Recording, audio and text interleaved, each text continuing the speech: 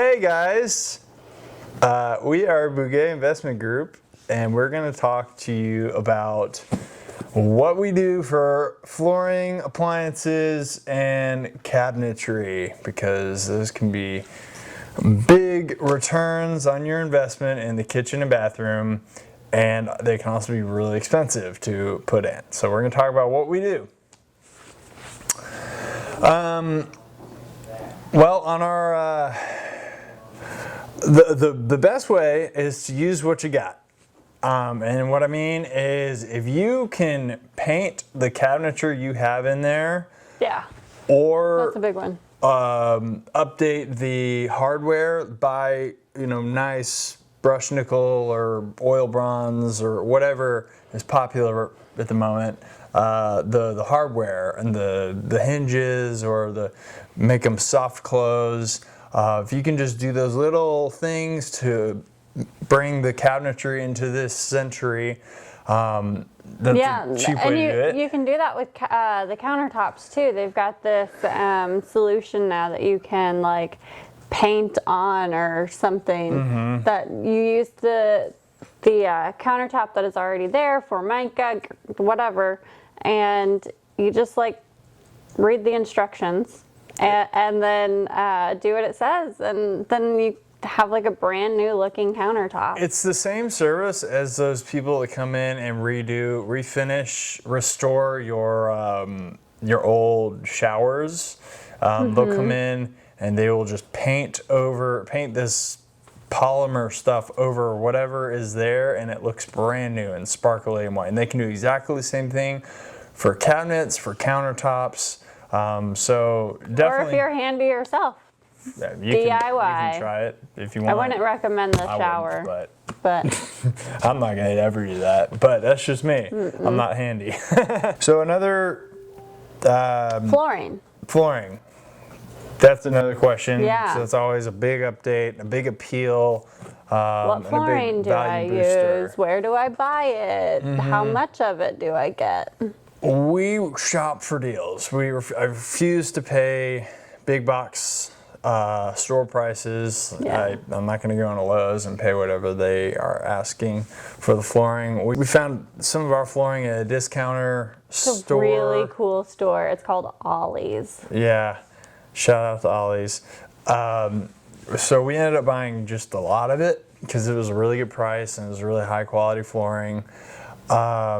And now we have enough for our 2 other units on our quad as well. We bought just a whole lot of it. A rule of thumb that I've heard from flooring people is that you want 10% more than the square footage of the house. And that is just for breakage, for pieces you can't use, because that is inevitable. They arrive damaged. Yeah, you won't be able to use every bit. You have to cut them, and you can't use that cut piece. Yeah. So you will use more than the square footage of the house. If you're handy, you can do it yourself. Flooring is not super hard. Depending on what flooring you get. I guess. So again, we're not going to do it ever again. But so definitely shop around for deals. Yeah. Know what you're getting. Yes. Same with the appliances. Yeah, they have like those like used and dent place or scratch and dent places. You can get online, shop around your city and find those, because usually you're going to get a huge discount, and sometimes they may even come warranted for the actual like function of the appliance. I'm going to jump in and say that actually on the appliances, that may be something worthwhile going to your Lowe's or your Home Depot or whatever. And just buying it new. Just buying new. Because you can sometimes get a deal if you buy a whole kitchen. They will deliver it. Install it and warranty it. And it may be a little bit more than piecing it together yourself. But it is...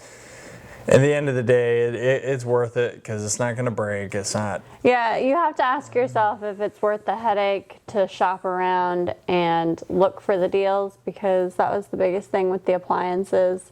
We were looking for used, so we were constantly on Letgo and Craigslist and Facebook, and it started to become a headache, because you start looking at all of these all of the same stuff over and over, trying to find the best deal, and it's just like, I'm done with this. Yeah. And then you have to find out, like, figure out if it works, and you may end up buying something that doesn't work, and then you're back at square one. Another thing, cabinetry may be worth actually paying a little more for a professional cabinetry company or Home Depot or something to lay out your cabinets in your kitchens. If you're going to replace them, if you can't reuse anything and it's a gone or whatever, if you have to replace them, it may be worth getting them to lay it out for you, just for the simple fact that it will be really nice, it will all match, and they're going to be able to get the right dimensions for what you need, instead of just trying to find cabinets used. We found a place that was selling discounted cabinets, and so we had to mix and match, and it was very difficult to get us, like, we had a small little space. It was like, oh crap, we've got, all of our cabinets are too big, what do we do now? So you really do need to, like, if you're gonna have to replace, just go find somebody who's a little cheaper, but also like somebody who's going to do a good job and laying it out for you, so you don't have to deal with that headache. Right. So those are just some things that we would recommend when you're just kind of getting into this. And get a system in place. Once you know how you're going to start doing things, make it into a system so that 5 houses down, you already know what you're going to do. Right. There you go. Take the headache out of it. But thank you guys for watching. We are Bugay Investments Group. Thanks.